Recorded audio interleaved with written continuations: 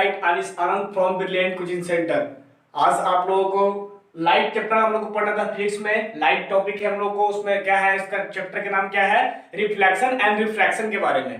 तो उसमें लाइट के बताए थे, उसमें पूरा लेक्चर डिस्कस कर दिए थे हम लोग कि क्या हम लोग पढ़ना था लाइट के बारे में, रिफ्लेक्शन क्या होती है, रिफ्रैक्शन कैसे करती है। तो वो सारी चीज हम अपने चैनल पे दे दिया है, आप लोगों को प्रोवाइड कर चुका है। तो आप लोग इस पे वहां से अगर पढ़ सकते हैं। और जो हमारे ओल्ड स्टूडेंट है उनको तो पता ही है, ऑलरेडी बना दिया गया है। तो आज क्या करना है, हम लोग को ऑल फार्मूला करने जा रहा हूँ। किसका? हम लोग को लाइट रिफ्लेक्शन एंड रिफ्रैक्शन का ऑल फार्मूला आज डिस्कस करूंगा। तो आप ऐसे बहुत सारे स्टूडेंट हैं कि जिनको प्रॉब्लम होती है कि सर उसमें से कहां से निकाल के ढूंढने में, ऐसे किसी एक आदमी का होता है, एक कहीं से लाना पड़ता है, एक इकट्ठा करके दे दिया जाता है लड़कन को, तो पढ़ने में आसान होता है। तो बस वही मैंने काम किया है कि अब पूरा टॉपिक पे पढ़ते खोज खोज को निकालना पड़ता है। तो बहुत सारे स्टूडेंट, पता है आपको, स्टूडेंट लाइफ बहुत ही डिफिकल्ट तो होता क्या है कि लोग सोचते हैं चलो निकालने से फायदा क्या है, निगेटिव छोड़ देते हैं इसको।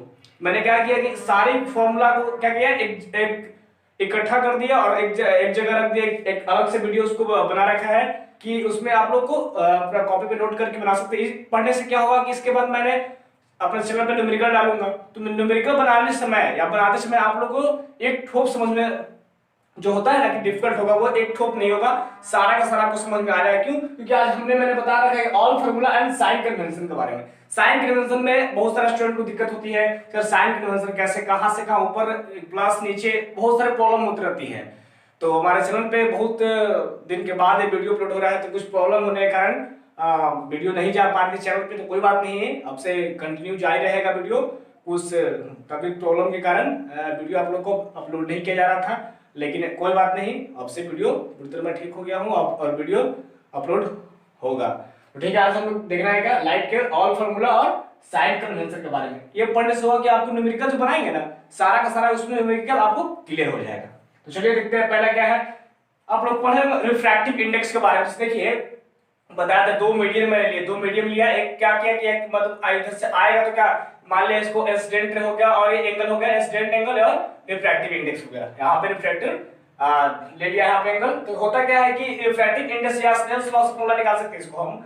तो कैसा, पहला क्या है निकालेंगे, जैसे देखिए second medium respect to first, second medium respect to first निकालेंगे तो क्या होगा, यहाँ पहले इसको देखिए, इसको मतलब क्या कि हम लोग इसको डाल देते हैं, ठीक है, इसको डाल देते हैं। तो क्या आया है यहाँ पे देखिए, पहले n21 equal to sine I by sine are.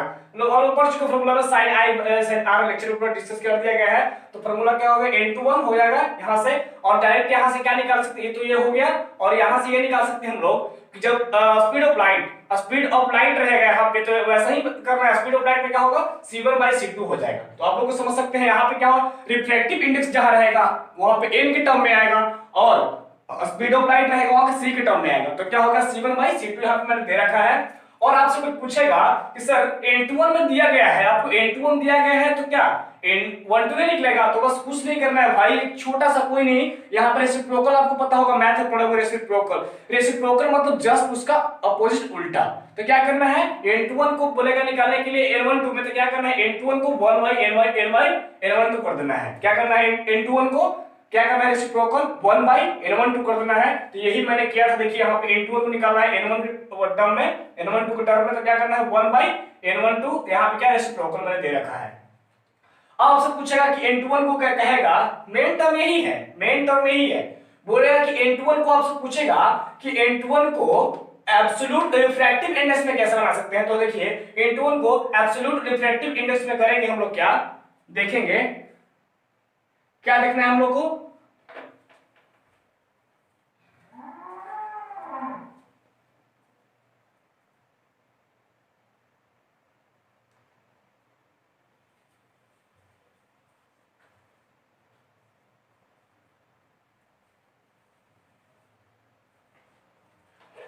n21 हम लोग का देखना है रिफ्रैक्टिव इंडेक्स। जब हम देखेंगे हम लोग, तो मेन मुद्दा क्या है यहाँ पे, इसका n21 ही है, मेन मुद्दा क्या है, n21 ही है। तो मेन मुद्दा n21 के ऊपर चलेंगे तो हम निकालना है क्या, एब्सोल्यूट रिफ्रैक्टिव इंडेक्स के बारे में। तो एब्सोल्यूट रिफ्रैक्टिव इंडेक्स कैसे निकालना है, तो बस n2 में क्या करना है, n2 बाई n1 के टर्म में इसको लिख देना है। अब से आपको पूछेगा कि n21 को रिफ्रैक्टिव इंडेक्स के रूप में कैसे लिखेंगे, एब्सोल्यूट रिफ्रैक्टिव इंडेक्स के रूप में कैसे लिखेंगे। तो क्या करना है आपको कि यहाँ पे टर्म जो दिया गया है हम लोग को, n21 को क्या करना है n2/n1 के टर्म में लिख सकते हैं। ये हो गया एब्सोल्यूट रिफ्रैक्टिव इंडेक्स, n2 को n2/n1 में लिख सकते हैं। और आपको 3 टर्म में देगा, जैसे n13 दे दिया तो आप कैसे निकाल सकते हैं, तो n13 देगा तो आपको ये फार्मूला पुट करके आपको रिजल्ट निकाल सकते हैं। कैसे, n12 n23। ये फार्मूला रटने का चीज नहीं है यार, बनाया जाता है फार्मूला। आपको ऐसे न्यूमेरिकल बनाएंगे तो उसमें आपको बता दिया जाएगा कैसे फार्मूला निकलता है। तो n13 को क्या करेंगे हम लोग, n12 n23 वो निकल सकता है। अब आइए हम लोग सेकंड फार्मूला पे। लेंस फार्मूला क्या होता है, चैप्टर मैंने बता रखा है आपको, लेंस क्या है, मिरर क्या है, सारी चीज बता रहा है। इसलिए मैंने बोल रहा हूँ फिर से कि आप जो चैनल पे न्यू है तो पहले ऑलरेडी पहले इसका लेक्चर देख लीजिएगा, उसके बाद आपको फार्मूला समझ में आएगा। तो देखिए लेंस फार्मूला में क्या बोल रहा है कि पहला 1/f equal to 1/v minus 1/u। v इसमें क्या, f क्या है, तो फोकल जो है हमें दिखाया जाता है, वो f हो गया फोकल, फोकस दूरी जो होता है ना, क्या होता है यहाँ पे फोकस डिस्टेंस उसको दिया जाता है। और v क्या जो होता है ना, इमेज डिस्टेंस होता है, और ये क्या होता है, ऑब्जेक्ट डिस्टेंस होता है। ठीक है, तो यहाँ पे क्या दिया गया है, यहाँ पे u देखिए, u यहाँ पे क्या है, यहाँ मान लीजिए ऑब्जेक्ट है, ऑब्जेक्ट यहाँ से इस डिस्टेंस कवर किया गया, उसको u से रिप्रेजेंट किए हैं। और ये जो यहाँ पे इमेज का डिस्टेंस बनता है ना, तो वो हो जाएगा v से, इसको रिप्रेजेंट करेंगे। और इसका इमेज बनेगा क्या, h बनता है, पहले सॉरी पहले यहाँ पे देख लीजिए हम लोग का u जो होता है ना ऑलवेज नेगेटिव होता है। क्यों, क्योंकि लेफ्ट साइड में है। पहले आप देख लीजिए कैसे, यहाँ पे देखिए कोई भी चीज अगर यहाँ पे नीचे रहेगा, नीचे रहेगा तो नेगेटिव होगा, नीचे नेगेटिव और ऊपर positive, left negative right positive. क्या बोला मैंने, नीचे नेगेटिव ऊपर पॉजिटिव।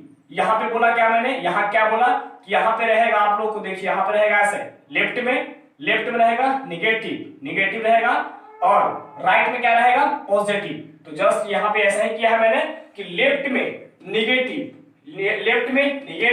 राइट पॉजिटिव, और नीचे में नेगेटिव ऊपर पॉजिटिव। तो क्या बोला ऑलरेडी देखिए, आप यहां देख सकते हैं कि जो u हमारा क्या है, ऑलवेज यहाँ पे क्या है, लेफ्ट साइड में है, तो क्या हो जाएगा, ये ऑलवेज नेगेटिव हो जाएगा। क्या बोला, u जो होता है ऑलवेज नेगेटिव होता है। और ऑलरेडी मैंने बता रखा है कि यहाँ पे कि जैसे ही इसका s जो होता है ना, इसका हाइट वो ऑलवेज क्या होता है, पॉजिटिव ही होता है। क्यों, क्योंकि जब भी अगर हाइट देखा जाए तो हाइट क्या होता है, अट्रैक्ट के रूप में देखेंगे हम लोग, क्या देखेंगे, अट्रैक्ट रहेगा और ये सीधा होगा। ठीक है, और एक इसका एक और मेन बात क्या होता है, f और r के बीच, f और r जो होता है ना, वो कॉनकेव या तो मिरर हो या तो लेंस, दोनों में, या तो मिरर या तो लेंस, दोनों में, या तो मिरर या तो लेंस में कॉनकेव में होता है क्या कि f और r जो होता है ऑलवेज नेगेटिव होता है। क्या होता है, कॉनकेव लेंस, ऐसे बोला जाता है कॉनकेव क्या होता है, कॉनकेव, यहाँ केव गुफा तरह, केव ऐसे केव, कॉनकेव वो क्या होता है, कॉनकेव में मिरर या लेंस रहे, उसमें क्या होता है, f और r ऑलवेज नेगेटिव होता है। और कॉन्वेक्स में रहेगा, मिरर या लेंस दोनों में, कॉन्वेक्स में रहेगा f और r ऑलवेज पॉजिटिव होता है। याद रखिएगा आप लोग, ऐसे कॉन्वेक्स लेंस में न्यूमेरिकल बनाते समय इसको काम देगा कि मिरर हो या लेंस हो, दोनों में क्या होता है, जो हम लोग f और r ऑलवेज पॉजिटिव होता है। ये तो मैंने देख लिया, हाँ भाई देख लिया। लेंस फार्मूला मैंने डिस्कस कर लिया, और मिरर फार्मूला में क्या है, बस वही है 1/लेंस। जो लेंस फार्मूला में क्या देखा हमने, 1/f equal to 1/v minus 1/u। बस मिरर फार्मूला में ऐसा ही है, 1/f इक्वल टू 1/v, यहाँ निगेटिव जगह खाली आप पॉजिटिव कर देंगे, 1/u कुछ नहीं है, माइनस जगह प्लस करेंगे तो वो मिरर हो जाएगा, और प्लस जगह माइनस करेंगे तो वो लेंस फार्मूला हो जाएगा। तो आपको क्लियर हो चुका होगा कि लेंस फार्मूला क्या होता है और मिरर फार्मूला क्या होता है। एक लास्ट हम लोग बच रहा है क्या, एक और फार्मूला क्या होता है हम लोग को, जो हम लोग होता है मैग्निफिकेशन के बारे में। जैसे आप लोग देखे होंगे मैग्निफिकेशन, देखिए